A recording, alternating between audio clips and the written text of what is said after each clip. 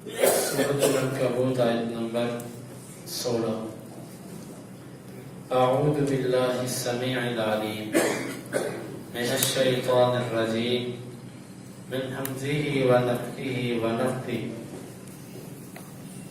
وإبراهيم إذ قال لقومه اعبدوا الله واتقوه ذلكم خير لكم إن كنتم تعلمون. إنما تعبدون من دون الله أوثانا وتخلقون إفكا إن الذين تعبدون من دون الله لا يملكون لكم رزقا فابتغوا عند الله الرزق واعبدوه واشكروا له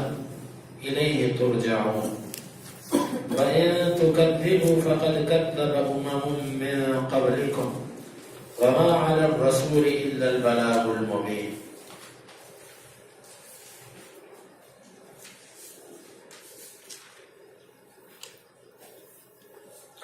وإبراہیم اور ہم نے ابراہیم کو بھیجا اذ جب قال اس نے کہا لقومہ اپنی قوم کو اعبدوا تم عبادت کرو اللہ اللہ کی واتقوہ اور تم اس سے ڈر جاؤ ذالکم یہ خیر بہتر ہے لکم تمہارے لیے ان اگر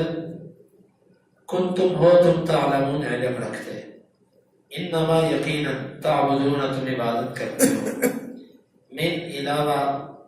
من سے دونی علاوہ اللہ اللہ اوثانا وطن کی بتوں کی وتخلقون اور تم گڑتے ہو افکا جھوٹ ان بے شک الذین وہ لوگ تعبدون جن کی تم عبادت کرتے ہو من سے دونی علاوہ اللہ اللہ کے لا نہیں یملکون مالک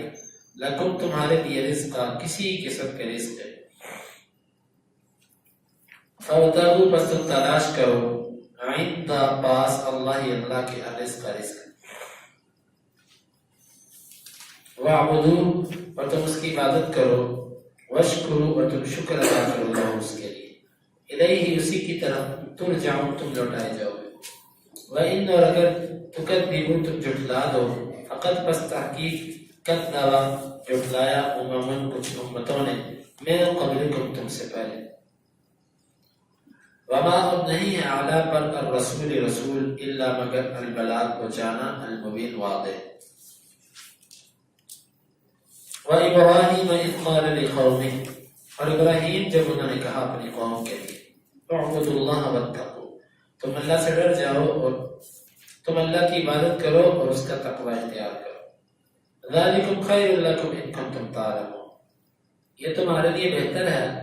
اگر تم علم رکھتے ہو انما تعبدون من دون اللہ اوثانا یقینا تم عبادت کرتے ہو اللہ کے سوا بتوں کی وتخلقون افکا اور تم گڑتے ہو جھوٹ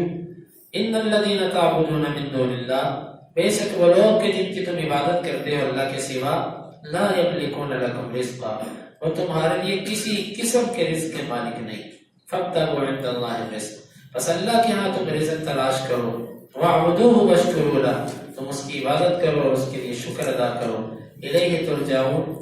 تم اسی کی طرف لوٹائے جاؤ گے وَإِن تُكَذِّبُوا اور اگر تم جھٹلاؤ فَقَدْ كَذَّبَ أُمَمٌ مِّن قَبْلِكُمْ تحقیق جھٹلایا امتوں نے تم سے پہلے وَمَا عَلَى الرَّسُولِ إِلَّا الْبَلَاغُ الْمُبِينُ نہیں ہے رسول پر مگر واضح پہنچا دیا نوح علیہ السلام کا ذکر کرنے کے بعد اللہ رب العزت نے پھر ابراہیم علیہ السلام کا ذکر کیا کیونکہ ابراہیم علیہ السلام نبی صلی اللہ علیہ وسلم کے جد اعلیٰ بھی ہیں دادا بھی ہیں اور بہت مصیبتیں بہت تکلیفیں بہت مشقتیں انہوں نے ابراہیم علیہ السلام نے برداشت کی اور اس لیے بھی کہ ابراہیم علیہ السلام یہ مشرکین مکہ کے ہاں بھی معروف تھے یہ جانتے تھے ان کو اپنا نبی کہتے تھے بلکہ اپنے آپ کو ابراہیمی مذہب کے دعوے دار سمجھتے تھے کہتے تھے کہ دین ابراہیم پر ہے تو ابراہیم علیہ السلام کا اللہ تعالیٰ نے ذکر فرمایا بہت مشقتوں مصیبتوں والی ان کی زندگی ہے اللہ کی طرف سے بہت آزمائشیں ان کی آئیں لیکن انہوں نے ہر اللہ تعالیٰ کی طرف سے آنے والی آزمائش کو پورا کیا اپنی قوم سے کہا کہ تم اللہ کی عبادت کرو اور اس سے ڈر جاؤ یہ تمہارے لیے بہتر ہے اگر تم جانتے ہو. یعنی کہ یہ عقیدہ توحید یہ بہتر ہے اگر تمہیں علم ہو جائے کہ اس شرک کا اور اس کفر کا کس قدر نقصان ہے. اور فرمایا کہ انما تعبدون من دون اللہ اوثانا، تم اللہ کے سوا وثن کو پکارتے ہو. وثن کس کو کہتے ہیں؟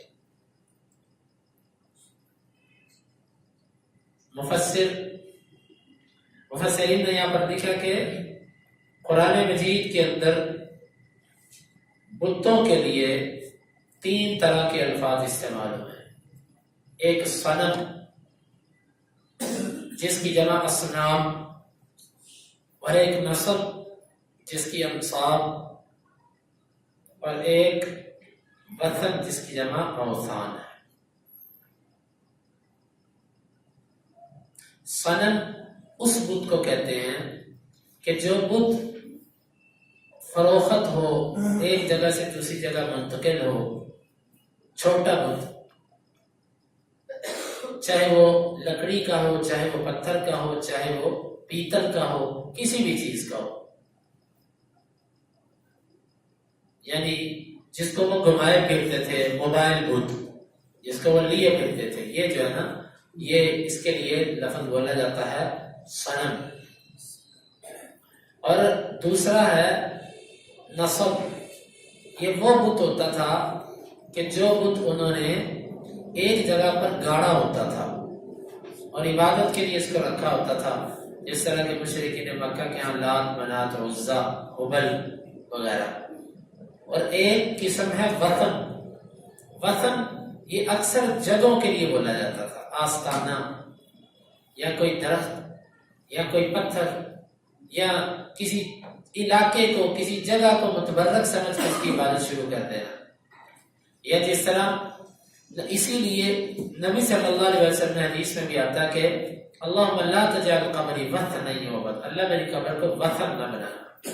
وطن بھی بت کو کہتے ہیں، لیکن یہ بت اس کا تعلق جگہ کے ساتھ ہوتا ہے. یعنی کہ اللہ میری قبر والی جگہ کو تم بت خانہ نہ بنائی کہ اس کی عبادت ہونا شروع ہو جائے. تو ان فرمایا کہ تم اللہ رب العزت کے سوا جن کو پکارتے ہو یہ بت ہیں. وَتَخْلُقُونَ إِفْكًا، اور تم جھوٹ کرتے ہو. ایک تو تم نے بت بنائے، دوسرا ان کے فضائل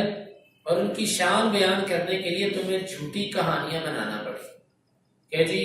11ویں کے دن اگر آپ نے سارا دودھ بابا جی کو نہ دیا تو تمہاری بھینسوں کی تھنوں سے خون آنا شروع ہو جائے. اچھا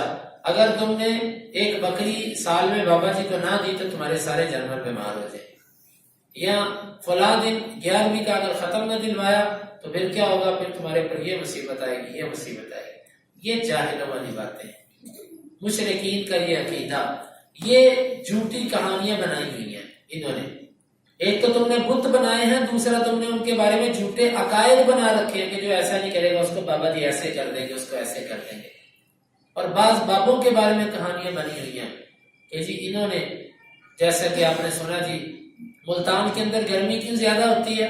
وہ گرمی اس لیے زیادہ ہوتی ہے کہ بابا جی نے ایک دن گوشت پکانا تھا تو ان کو کسی نے ماچس کی تیلی نہ دی آگ جلانے کے لیے، تو ان کو غصہ آیا. انہوں نے سورج کو کہا کہ قریب آؤ. سورج قریب آیا اور انہوں نے قریب کر کے سورج کی تپش سے اس گوشت کو پکا لیا. اس دن سے ملتان کے اندر گرمی زیادہ. یعنی کہ بابا جی کی اتنا سمجھدار سورج تھا کہ بابا جی کو اس نے کچھ نہیں کہا قریب آ کے، صرف اس نے گوشت ہی پکایا اور پورے ملتان کے لوگوں کو بھی کچھ نہیں کہا. یہ اس وقت سے ملتان کے اندر گرمی ہے. ایسی جھوٹی کہانیاں، ایسے جو ہے نا یہ وہ بچوں کی وہی باتیں، فضولیات، گپیں یہ بنائی ہوئی ہیں تم نے اپنے بتوں کے بارے میں. اور بعض دفعہ ایسے ہوتا بھی ہے کیونکہ ایسی جگہوں پر شیاطین اور جنات ہوتے ہیں. جیسا کہ بندہ وہاں پر نظریہ لے کر جاتا ہے، جنات اور شیاطین ایسا کرتے بھی ہیں ان کے ساتھ. اس طرح کے خالد بن ولید رضی اللہ عنہ کو نبی صلی اللہ علیہ وسلم نے جب بھیجا بتوں کو توڑنے کے لیے، تو وہ جب گئے انہوں نے توڑا تو وہاں پر ایسی آوازیں آئیں اور ایسی کیفیات بنی کہ جو ہے خود یعنی کہ جنات اور شیاطین کے واضح طور پر آثار اور نشانات ملتے ہیں. یہ جتنی شرک گاہیں ہیں جہاں پر اللہ کے ساتھ شرک ہوتا ہے یہاں پر لازمی ہے کہ جنات اور شیاطین اور جادوگر وہاں پر بسیرا کرتے ہیں، بلکہ یہ ایسے جنات ان کے پاس ہوتے ہیں کہ جو ان کا مرید ذرا ان سے تھوڑا سا ٹیڑھا ہو جائے یہ اس کے اوپر چڑھا دیتے ہیں اس کو، چلو بھائی اس کو چمٹ جاؤ، اس کو مارو پیٹو، یہ خود ہی ہمارے پاس بھاگا آئے گا دم کروانے کے لیے، سیدھا کر دو اس کو۔ یہ ایسی شیطانی کام اور شیطانی چالیں ان کی ہوتی ہیں۔ تو فرمایا کہ تم نے جھوٹ گڑھ رکھا ہے ان کے بارے میں، ان الذین تعبدون من دون اللہ لا یملکون رزقا۔ ایک تو پہلی دلیل یہ بیان کی کہ تم نے ان کو پیدا کیا، تم نے ان کو اپنے ہاتھوں سے بنایا، اگر وہ رب ہوتے تو تمہارے ہاتھوں سے نہ بنتے، مشکل کشا ہوتے تو تمہارے ہاتھوں سے نہ بنتے۔ دوسرا یہ ہے کہ لا یملکون لکم رزقا، وہ تمہارے لیے رزق کے مالک نہیں ہے، وہ تو تم سے خود نذرانے اور تم سے تمہارا مال کھاتے ہیں، اگر تم انہیں ٹائم پر نذرانہ اور ٹیکس نہ دو تو وہ تمہارا جو ہے نا وہ کیا کر دیں گے، تمہارے خلاف ہو جائیں گے، تم سے بولنا چھوڑ دیں گے، وہ تو تمہارا مال کھانے والے لوگ ہیں، تمہیں رزق کہاں سے دیں گے؟ اللہ تعالیٰ تو تمہیں دیتا ہے اور وہ تمہارے مال کو کھاتے ہیں، تم سے لیتے ہیں۔ فرمایا کہ وہ تو کسی قسم کے رزق کے مالک نہیں۔ فابتغوا عند اللہ الرزق، اور تم اللہ تعالیٰ سے ہی رزق تلاش کرو۔ وَاعْبُدُوهُ وَاشْكُرُوا لَهُ، اور تم اس کی عبادت کرو اور اس کے لیے شکر کرو، اس کا شکریہ ادا کرو، اس کی نعمتوں کا۔ الیہ ترجعون، اسی کی طرف تم لوٹائے جاؤ گے۔ وَإِن تُكَذِّبُوا فَقَدْ كَذَّبَ أُمَمٌ مِّن قَبْلِكُمْ وَمَا عَلَى الرَّسُولِ إِلَّا الْبَلَاغُ الْمُبِينُ۔ اور اگر تم تکذیب کرو گے، اب نبی صلی اللہ علیہ وسلم کو تسلی اور مشرکین مکہ کو دھمکی کہ اگر تم نے تکذیب کی اس نبی کی تو پھر یاد رکھنا فقد کذب امم من قبلکم، تم سے پہلی امتوں نے بھی تکذیب کی۔ وما علی الرسول الا البلاغ المبین، رسول کے ذمہ صرف پہنچا دینا، زبردستی منوانا، یا کوئی نہ مانے تو رسول سے ہم نہیں پوچھیں گے اس سے کیوں نہیں مانا، رسول کا کام ہے صرف پہنچا دینا، پھر آگے حساب کتاب لینا، اور یہ سب کے سب معاملات کرنا یہ ہماری ذمہ داری ہے، ہمارا کام ہے۔ تو اس آیت میں نایات میں اللہ رب العزت نے ابراہیم علیہ السلام اور انہوں نے جو اپنی قوم کو دعوت دی اس کا ذکر فرمایا۔ نبی صلی اللہ علیہ وسلم کو بھی اس میں تعلیم ہے کہ آپ اپنے والد اور اپنے دادا کے نقش قدم پہ ابراہیم علیہ السلام کے طریقے پر آپ بھی اپنی دعوت کو جاری رکھیں۔ اللہ رب العزت سے دعا ہے کہ اللہ تعالیٰ میں نبی صلی اللہ علیہ وسلم کے طریقوں پر چلنے کی توفیق عطا فرمائے۔ وَإِبْرَاهِيمَ اِذْ قَالَ لِقَوْمِهِ، جب انہوں نے کہا اپنی قوم سے اعبدوا اللہ،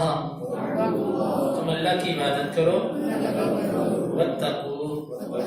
اور تم اس سے ڈر جاؤ، ذالکم خیر لکم، یہ تمہارے لیے بہتر ہے، ان کنتم تعلمون، اگر تم جانتے ہو، انما تعبدون، یقیناً تم عبادت کرتے ہو، من دون اللہ، اللہ کے سوا، اوثانا، بتوں کی، وتخلقون افکا، اور تم گڑھتے ہو جھوٹ، ان الذین، بے شک وہ لوگ،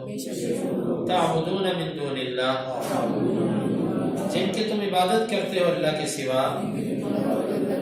لا یملکون لکم رزقا، نہیں وہ مالک تمہارے لیے رزق کے، فابتغوا عند اللہ الرزق، بس تم تلاش کرو اللہ کے ہاں رزق، وَاعْبُدُوهُ، اور تم اس کی عبادت کرو، وَاشْكُرُوا لَهُ، اس کے لیے شکر ادا کرو، الیہ ترجعون، اسی کی طرف تم لوٹائے جاؤ گے، وَإِن تُكَذِّبُوا، اور اگر تم جھٹلاؤ، فَقَدْ كَذَّبَ أُمَمٌ مِّن قَبْلِكُمْ، بس یقیناً جھٹلایا امتوں نے تم سے پہلے، وَمَا عَلَى الرَّسُولِ، اور نہیں ہے رسول کے ذمہ، إِلَّا الْبَلَاغُ الْمُبِينُ، مگر پہنچانا واضح۔ اللهم انفعنا بما علمتنا وعلمنا ما ينفعنا وزدنا علما، اللهم اقسم لنا من خشيتك ما يحول بيننا وبين معاصيك، ومن طاعتك ما تبلغنا به جنتك، ومن اليقين ما تهون به علينا مصائب الدنيا متعنا اللهم بأسماعنا وأبصارنا وقوتنا أبدا ما أحييتنا واجعله الوارث منا واجعل ثارنا على من ظلمنا ولا تجعل مصيبتنا في ديننا ولا تجعل الدنيا أكبر همنا ولا مبلغ علمنا ولا تسلط علينا من لا يرحمنا وآخر دعوانا